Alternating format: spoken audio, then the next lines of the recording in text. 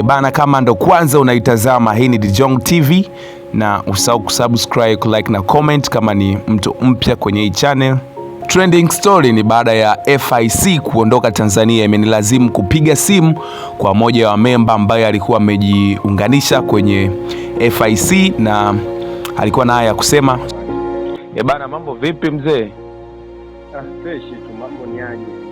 Bana, nimesikia taarifa za FIC hapo kwamba tayari washaondoka, na mkijaribu kuingia kwenye application hapo zitakuwa hazifunguki, zinaleta maneno ambayo hayaeleweki. Hii ina ukweli gani kiongozi? Bwana, ni kweli FIC tayari bwana ashaondoka.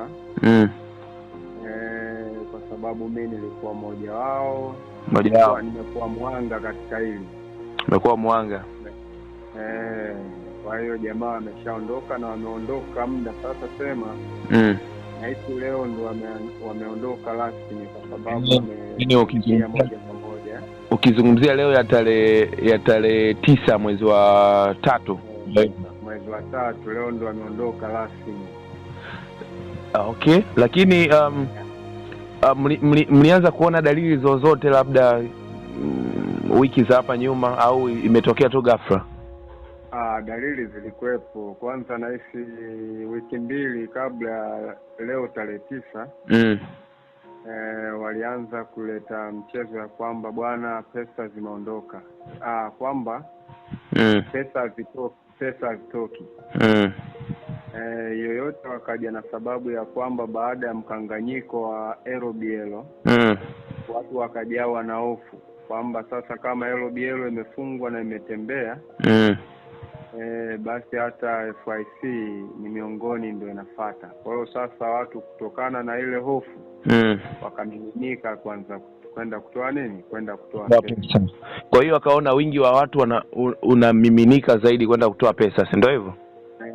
Wingi wa watu kwamba umekuwa ni mkubwa zaidi, kwa watu wakimbilia kutoa pesa. Sasa wao wakaja na logic moja kubwa sana kwamba kutokana na wingi wa watu kwamba kama kwa siku tulikuwa tunahudumia watu 10,000, sasa hivi tunahudumia watu 100,000 au 500,000, kiasi kwamba imekuwa ni tatizo sana kuweza kutatua hiyo changamoto. Kwa hiyo sasa tunachokifanya ni kwamba tunaboresha mfumo wa utoaji wa pesa, na tunaongeza watu kwenye huduma kwa wateja, ili mnapotoa basi ile pesa iwe na kuwa ni mapema sana, ndani ya nusu saa mtu kuweza kuipata hela yako. Na maana watu wanaprove, wanahakikisha umetoa kweli, hela yako inakuwa safi kabisa unapokea.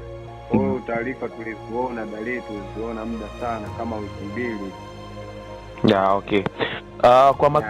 Kwa makadirio unaweza ukaona kama ni Watanzania wangapi ambao wameingia kwenye hii kadha ambayo imetokea kwa makadirio? Kwa sababu mlikuwa kwenye yale magroup ambao mnachati, mnatuma message. Kwa makadirio kwetu sisi tunaishi Tanzania. Kwa hapa Tanzania kwa jumla ya watu 51,000 na 51,000. 51,000. Kwa mtu asiyejua FIC ilikuwa ni kampuni ambayo ilikuwa inaendeshwaje?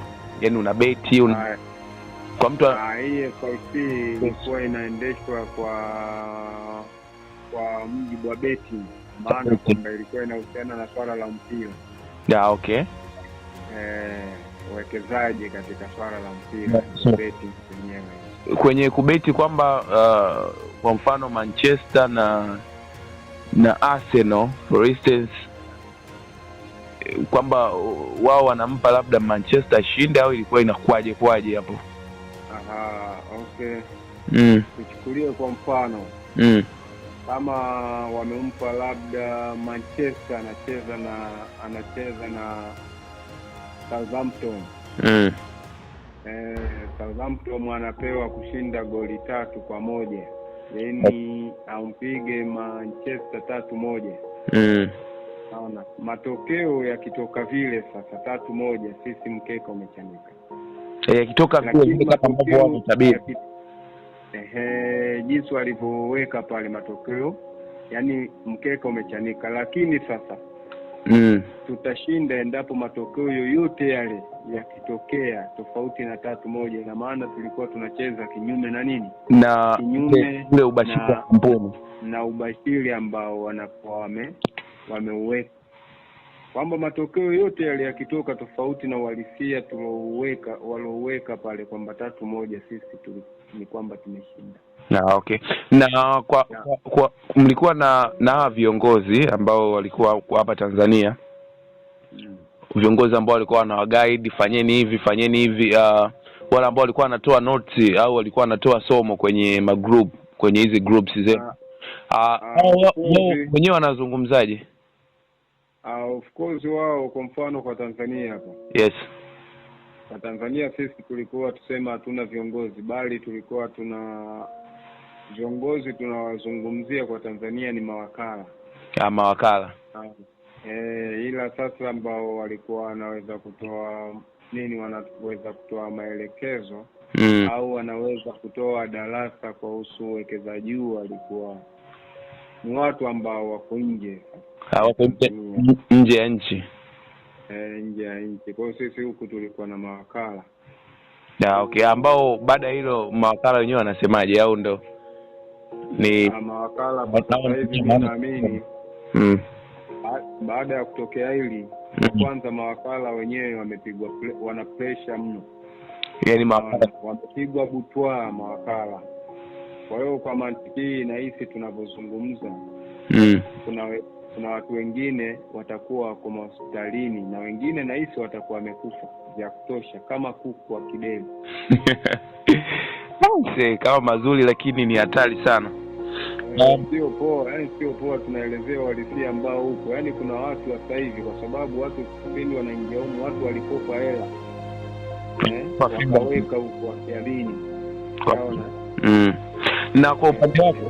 Na kwa upande wako ulikuwa umesharudisha ile investment ambayo ulifanya, au ulikuwa kwenye na umeingia mkenge mazima? Kwa upande wako mimi bwana, mimi niliwekeza milioni 2. 2 million. Ya 2 million. Kile nikaja kutoa milioni 5. Okay. Kabla ya changamoto hii kutokea. Okay. Kwa hiyo mimi ni kwamba imetokea hii, lakini tayari nilikuwa nishatoa cha kwangu, nishatoa mtaji wangu ambao pamoja na faida ya milioni 3. Naona kwa vitu kama hivi. Okay. Basi asante sana brother. Labda kitu cha mwisho, una funzo lolote ambalo umelipata kutokana na hichi ambacho kimetokea, au unaweza kumwambiaje Mtanzania mwingine ambaye next time itatokea fursa kama hii akisikia, unaweza kumshauri namna gani? Of course ushauri upo. Unaweza kumshaurije? Ushauri upo. Ushauri ambao mimi naweza nikautoa kwa Watanzania wenzangu ni nini unajua?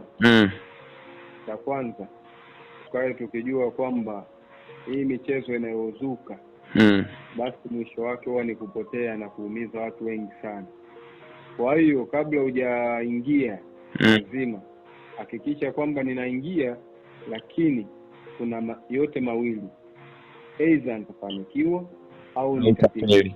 Lakini asilimia kubwa sana ni kupoteza na kubaki na mawazo kibao na maradhi ya kutosha.